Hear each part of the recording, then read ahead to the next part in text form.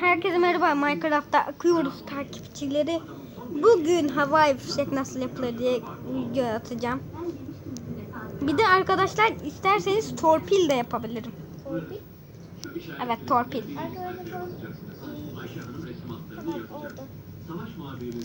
Arkadaşlar havai fişeği Ekin'in şeyinden yapıyorum, o yüzden azıcık uzakta yapacağım. Aslında Ekin kafasının üstünde mi yapsam?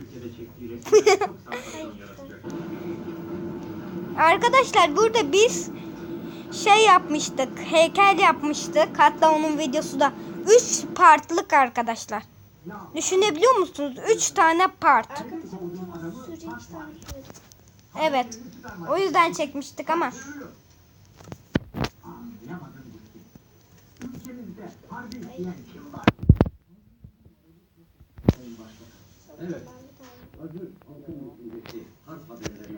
Arkadaşlar.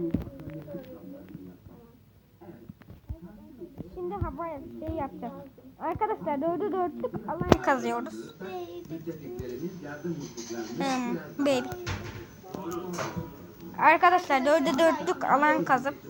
Ekin de bu arada videoda arkadaşlar. 3, 4.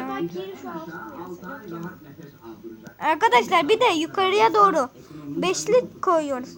Arkadaşlar TNT'de patlamayan blokları koyarsanız daha iyi olur. Mesela bedrock, katman kayası yani. Bir de obsidyen gibi. Başka TNT'de patlayan bir şey yok. Blok yok. Patlamayan. Bu arada. Patlayan diyorum ama.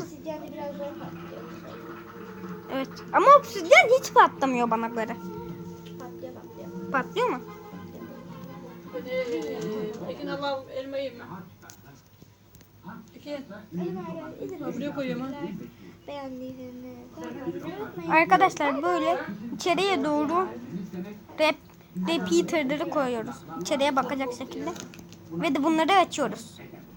Ekin de şu an bu sanırım bana bakıyor. Heykelin arkasında. Arkadaşlar faillandım. Arkadaşlar tamamını açtıktan sonra bana söyleyin, ben size yazarım. Şaka yaptım arkadaşlar tabii ki de.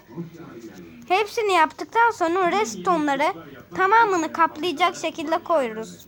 Arkadaşlar bu da bir tanesinde tamamen 8 tane oluyor.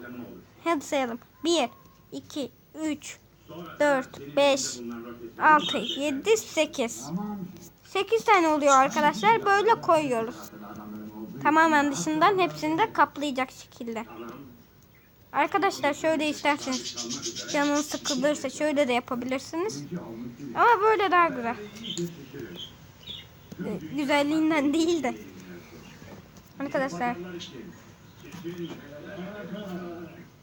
Şimdi şalter koyuyoruz. Arkadaşlar şalter koymanıza da gerek yok. Yani şunları fitilleyen her şeyi koyabilirsiniz. Hemen bakalım. Çakmak taşı olmaz arkadaşlar. Çünkü çakmak taşını vurmanız lazım.